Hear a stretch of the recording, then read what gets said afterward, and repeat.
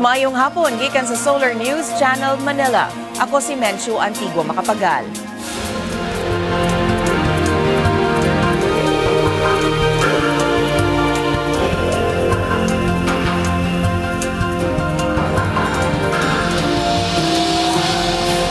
Ani ang mga balita alang sa Kabisayan ug Mindanao. Aniya na ang front page sa mga pamantalaan sa Sugbo. Sa Sunstar Cebu, mihatag og hinabang ang Mandaue City Government ngadto sa Camotes Islands. Og sa Cebu Daily News, gilaraw ni Customs Commissioner Sunny Sevilla ang pag-computerize sa tanang transactions sa customs.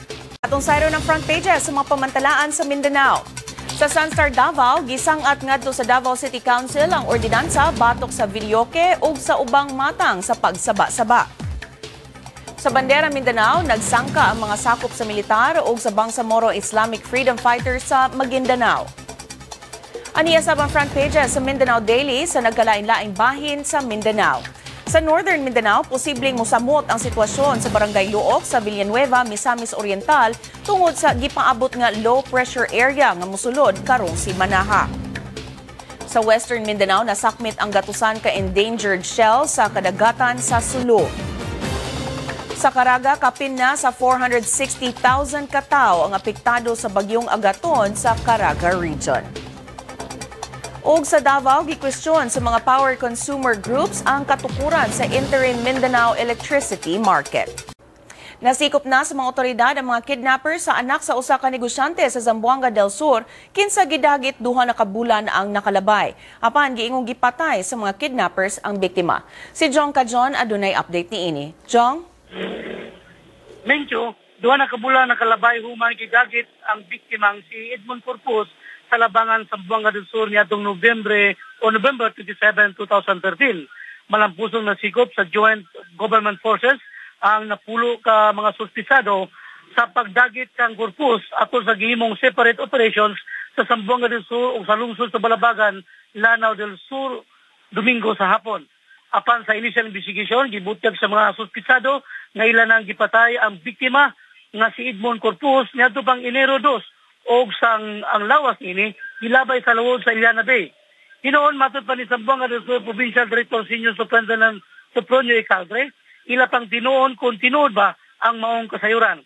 Upat sa mga suspisado na sikop, tinasikal sa warrant of arrest alang sa kasong kidnapping o illegal possession of firearms and explosive.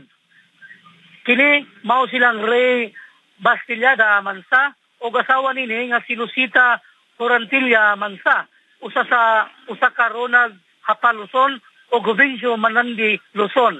Laing suspect nga wala sa warat apan gitudlo sa iyang mga kauban mao si Hamildi Tabo Balatukal.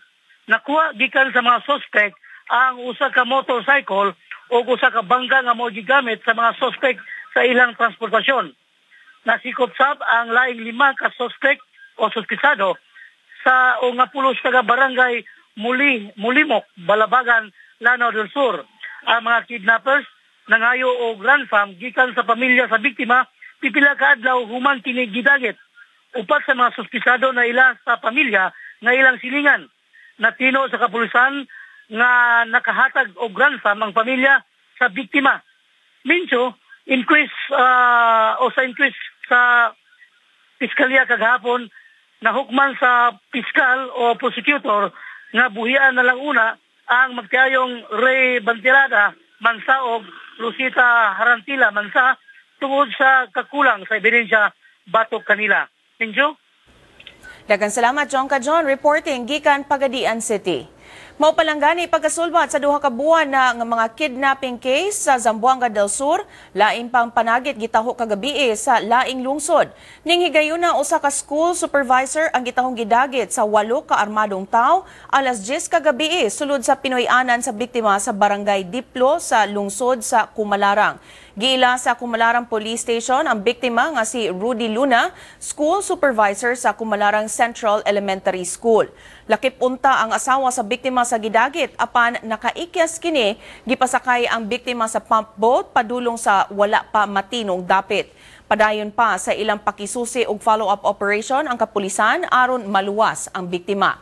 Labing ulahing kasayuran nagbutsyag nga usa ka Ryan Tumales na sikop sa kapulisan kinsa gitumbok nga usa sa midagit kang Rudy Luna. Kung bot ninyo matanaw pag-usabang episode karon sa Solar News Cebuano, i-like ang among Facebook page, Solar News Cebuano. Bisitahi sabang among website, www.solarnews.ph. Alang sa inyong mga sugyot o komentaryo, mahimo sab ninyo kining i-email sa solarnewscebuano@solartv.ph. Ug mao kadto ang Solar News Cebuano hangtod ug mapuhon. Ako si Mencho Antigo Makpagag. Daghang salamat ug pag-amping Kabisayan ug Mindanao.